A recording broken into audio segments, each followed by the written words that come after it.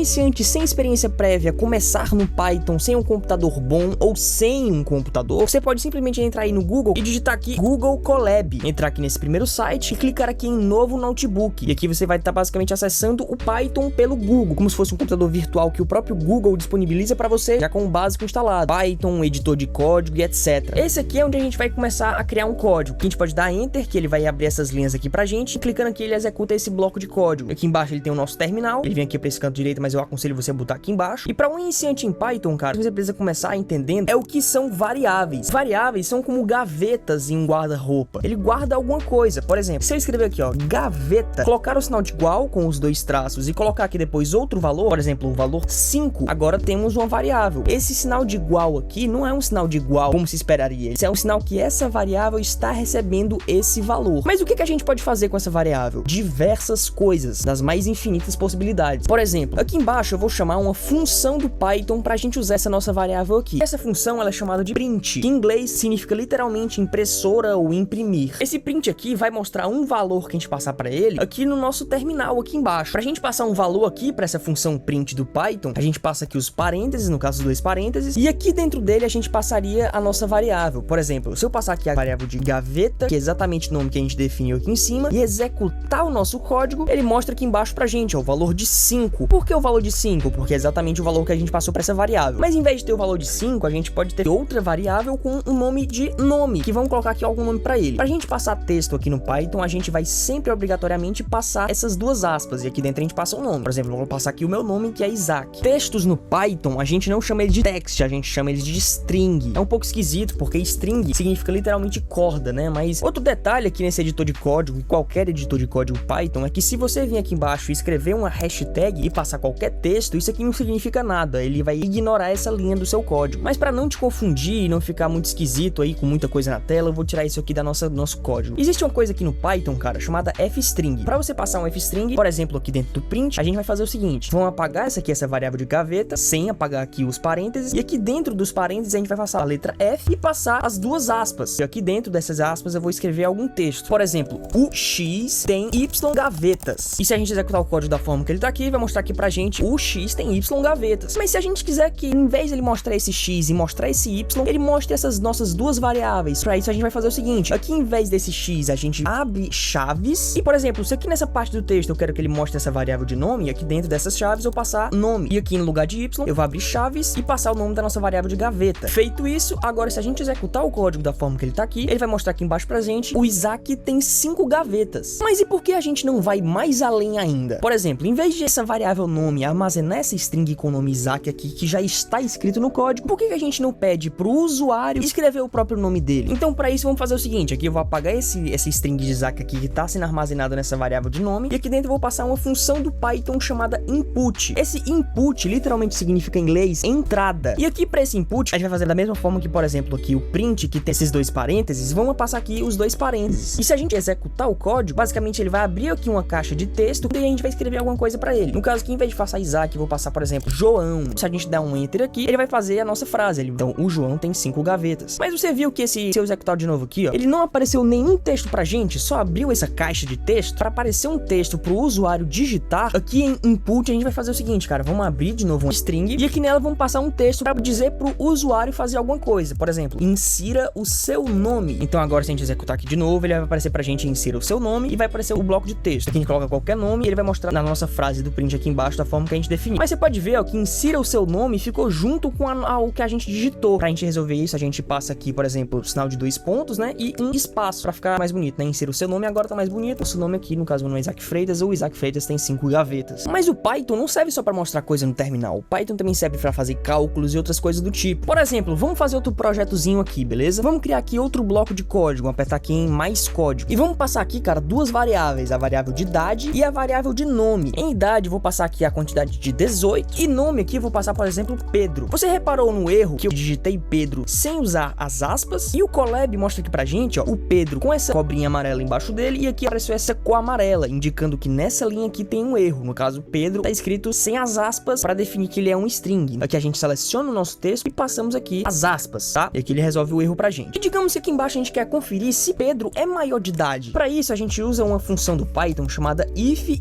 else, beleza? If em inglês significa se. Se algo for assim, ele vai executar uma certa função. Mas caso não seja assim, ele vai executar o else. O else, mais ou menos, significa em vez disso. Então, por exemplo, se aqui no if a gente quiser saber se o Pedro é maior de idade, a gente poderia fazer o seguinte: if idade for maior que 18, e aqui no final a gente passa esses dois pontos, e a gente der um enter aqui e chamar, por exemplo, a função print, dizendo que dentro dele é maior de idade. Agora, e se a pessoa não tiver mais de 18 anos? Então a gente vai executar aqui o else em vez disso. Caso não ter 18 anos, a gente vai dar um print em é menor de idade. Mas se a gente executar o código da forma que ele tá aqui, ele mostrou que a gente é menor de idade, mesmo sendo que a gente definiu aqui o Pedro como tendo 18 anos. O problema nisso tudo, cara, é basicamente o seguinte: aqui a gente perguntou pro Python se a idade é maior que 18, mas o nosso personagem não tem mais de 18, ele tem 18. A gente aqui, ó, depois do maior que aqui, a gente vai colocar um sinal de igual, para ele verificar se a idade é maior ou igual a 18. Então, se a gente executar o código da forma que ele tá aqui, ele vai mostrar que é maior de idade, porque ele tem 18 anos. Mas, de qualquer forma, não confunda esse sinal de igual aqui com esse aqui em cima, porque esse aqui em cima significa receber um valor, e aqui realmente ele se aplica como sinal de igual. Mas você, iniciante no Python, cara, tem que saber que no Python não existe só essas funções simples aqui. Também existem coisas no Python, por exemplo, bibliotecas. E se eu puder te mostrar um exemplo de o que é uma biblioteca, cara, vai ser a QR Code, pra gente criar QR Codes. Pra gente chamar aqui o QR Code no nosso projeto, basicamente a gente vai dar aqui uma função de import para a gente importar uma biblioteca e passar o nome dela, por exemplo, o QR Code aqui. Você pode ver aqui que ele deu aquele erro, a cobrinha amarela embaixo do nome e aqui o sinal de amarelo nessa linha. Isso significa que a gente está importando uma biblioteca que a gente não tem instalado no nosso sistema. Então, da mesma forma que você teria que fazer no seu computador, você vai dar aqui um pip3 install e o nome da biblioteca, no caso, QR Code. Você pode ver aqui que apareceu diversos erros nessa parte, mas isso é porque no nosso computador a gente digitaria exatamente isso no nosso terminal com o Python instalado. Mas como aqui a gente está usando o Google Colab, é um pouquinho diferente na hora de instalar bibliotecas. Então aqui, em vez desse pip3 estar escrito dessa forma, a gente coloca aqui antes do pip3 um sinal de exclamação, para então ele instalar o QR Code e executar o que a gente quiser que ele execute. Então eu vou apagar esse código que a gente tinha feito aqui embaixo, cara, e colocar o seguinte: vamos criar aqui uma variável de imagem e vamos passar aqui o QR Code.make. Isso aqui basicamente vai gerar um QR Code pra gente a partir de algum site, chave Pix, e-mail e etc, tá? E depois vai armazenar nessa variável aqui de imagem. Por exemplo, aqui dentro dele eu vou passar aqui uma string e digitar, por exemplo, algum site, tipo google.com. No caso, pra gente passar aqui um link pro QR Code, a gente tem que digitar isso aqui de uma forma mais profissional. Tipo, se você vir aqui, por exemplo, no site do Google Colab e vir aqui na parte do link, ó, você pode ver que o link de todo o site começa com https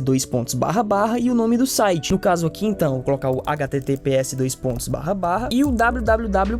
Então agora o nosso link ficou dessa maneira aqui. E pra gente criar um QR Code a partir disso, então aqui embaixo a gente vai chamar de novo a nossa variável de imagem e em vez de a gente passar aqui o sinal de igual para ela receber alguma coisa, a gente vai passar simplesmente um ponto e save. O QR Code é uma biblioteca. Uma biblioteca são um conjunto de várias funcionalidades que algum desenvolvedor fez, e da mesma forma que aqui o Python tem a função print, o QR Code tem a função .make e a função .save. Como a gente importou aqui o QR Code no nosso código, o .make aqui do QR Code vai receber esse link, e a partir do link que ele recebeu, ele tem a função dele .save que vai salvar esse QR Code. No caso aqui, pra gente só falta passar aqui em uma string pro .save o nome do nosso QR Code, no caso aqui vou colocar como QR Code.png. E se a gente executar o código da forma que ele está aqui, ele vai carregar um pouquinho, vai esperar carregar, ele vai aparecer essas informações aqui na tela dizendo que está instalando o QR Code. Basicamente aqui a gente criou o QR Code e salvou, mas a gente não chegou a mostrar esse QR Code. Vamos limpar aqui primeiramente a nossa saída do terminal, e pra gente mostrar o QR Code que a gente fez, a gente vai usar a função display. Essa função de display não tem no Python normal e também não é do QR Code nem de outra biblioteca. Essa função display aqui é do próprio Google Colab, desse sistema aqui que a gente está usando para programar. Então aqui dentro dele a gente passa a nossa variável de imagem, que é essa que a gente salvou aqui no nosso QR Code, e se a gente executar o código da forma que ele tá aqui, e aqui embaixo da forma como a gente pediu, ele deu display na nossa imagem, ele mostrou aqui o QR Code que a gente gerou com ele. Então esse foi o vídeo, cara, espero que vocês tenham gostado aí desse meu simples tutorial para um iniciante. O Python é um sistema de programação incrível, existe muito mais coisa que dá para fazer com Python do que eu tô mostrando aqui, então estude Python. Python é muito importante. Com Python você consegue fazer sites, aplicativos, até mesmo jogos e outros scripts que ajudam no dia a dia e que te fornecem uma forma de entrar no mercado de trabalho, ou se você já estiver no mercado de trabalho, você consegue ter algumas formações em Python ou conhecimento de Python para você começar a subir cada vez mais na sua carreira e etc, tá? Além da parte científica do Python, que é a minha área, no caso a parte de ciência de dados, que é outra área muito importante aqui no Python. O meu perfil aqui, tanto no TikTok, no Instagram e no YouTube, é voltado mais para iniciantes a intermediário de Python. Não tão iniciante aqui quanto você que está assistindo esse vídeo. Tem uns conteúdos um pouco mais avançados, mas conforme for passando o tempo e você for entendendo esses conceitos, você vai sempre se aprimorar cada vez mais, melhorando seus conhecimentos, a sua inteligência no assunto, te possibilitando entender mais conteúdos sobre isso. Mas eu vou te recomendar, cara, você acompanhar cada vez mais conteúdos de Python, conteúdos de programação, de lógica de programação, tá? Não caia em papo de guru querendo te vender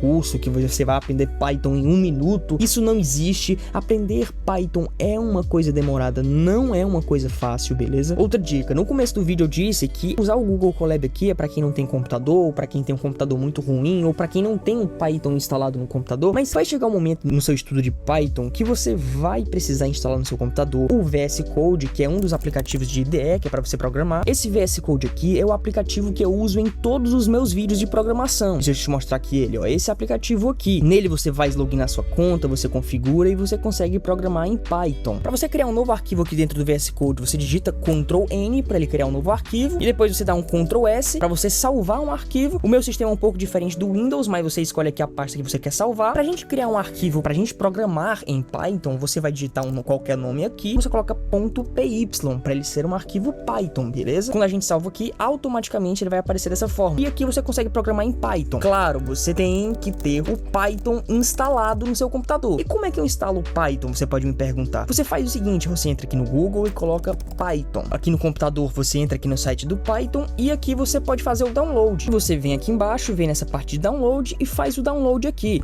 No caso você desce lá embaixo e aqui tem tanto para Windows, que a maioria das pessoas usam, e para macOS, que é o sistema que eu tô usando aqui. Então, com o Python instalado e com o VS Code no seu computador, aí que você realmente começa a sua jornada no Python, tá?